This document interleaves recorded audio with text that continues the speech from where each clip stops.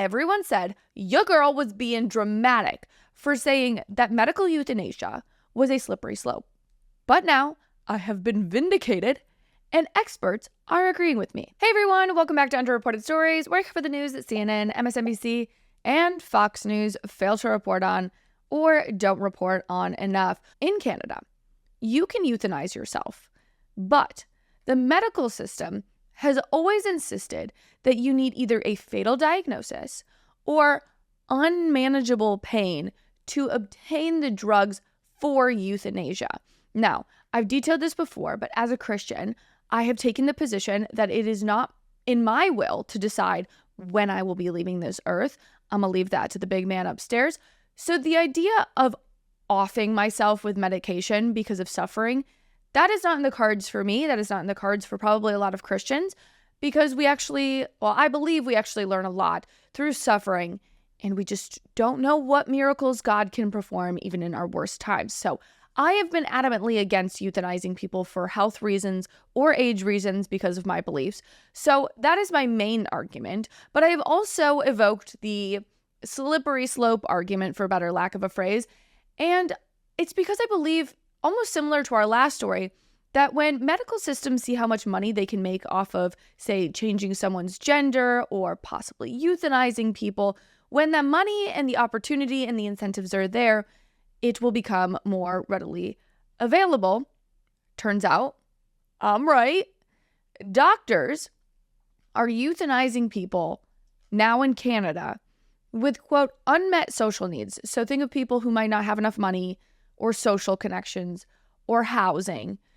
Basically, if you felt isolated, things in which are very temporary, to my main point as to why we should not be doing these euthanasia, you just don't know how temporary your circumstances are, even if they scientifically or theoretically don't feel like it. Lots of these situations can be temporary.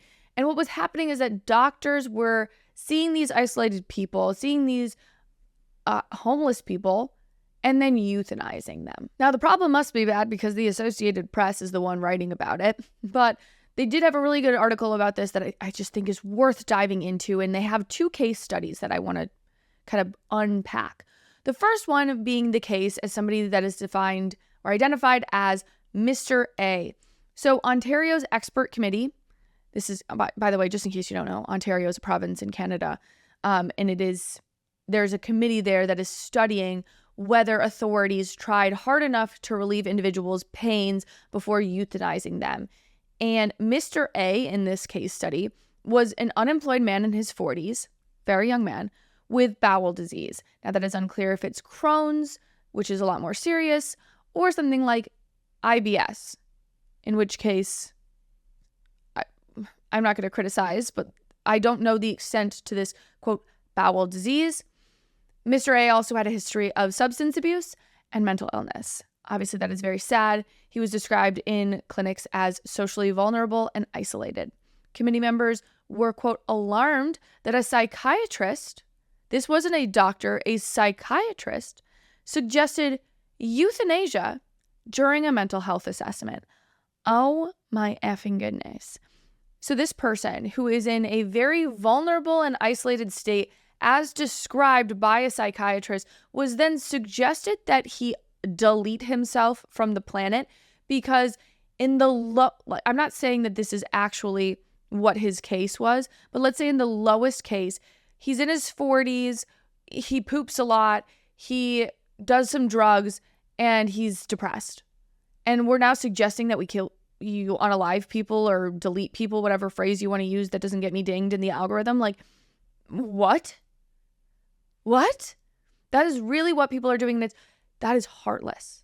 That is so heartless. And also, why is it always the psychiatrist? It's always the psychiatrist that recommend, oh, you don't know how you feel about yourself? You should change your gender.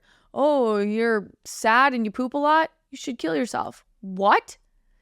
The study goes on to say, Mr. A was eventually picked up and driven to the location where he was deleted by the health professional who euthanized him, a transgression of professional boundaries, according to some of the committee members.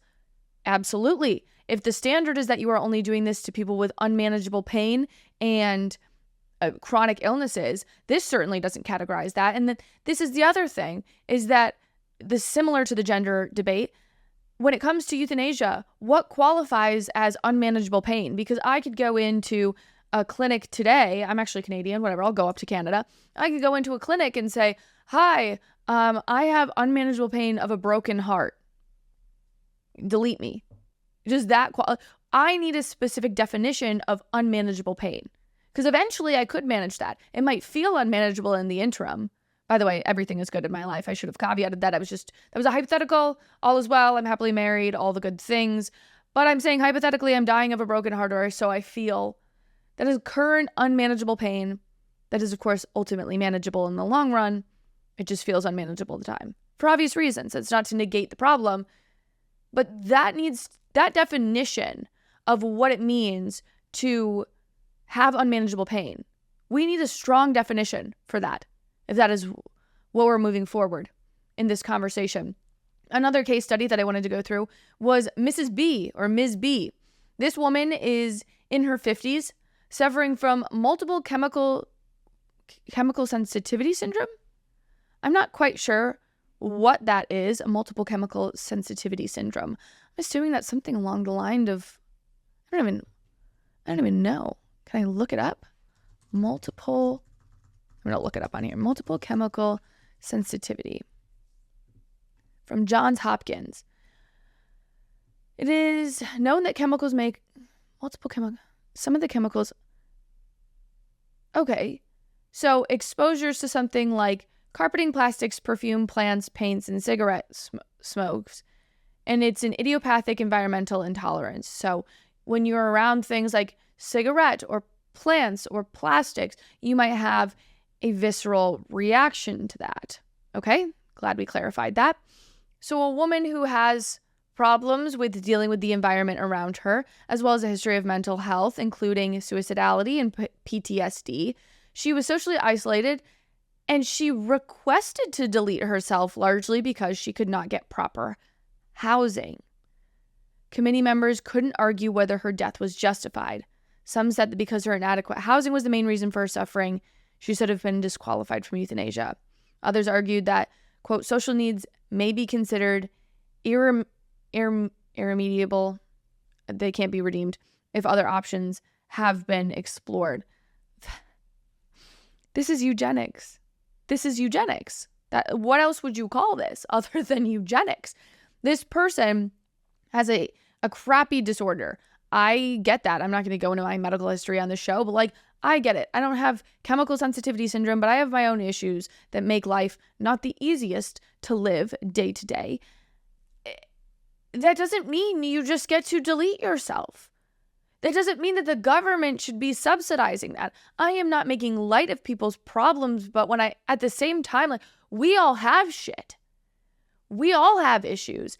And it is just beyond comprehension why you think that the answer to something that might be temporary is ultimately something that is permanent. But mark my words, this is coming to America, because we have created the loneliest generation. Actually, I believe it's 73% of Gen Z reports feeling alone sometimes or always.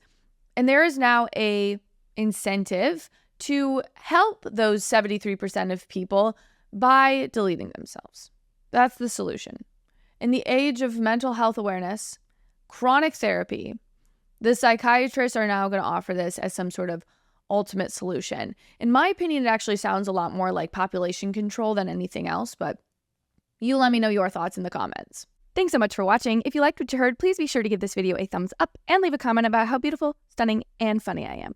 And if you want more content based in logic, be sure to click over here for more videos and clips of my show. If you have the means to financially support the show, consider purchasing from my merch line, Based Apparel, linked right below. I really appreciate it, and I'll see you back here next time. Bye, friends.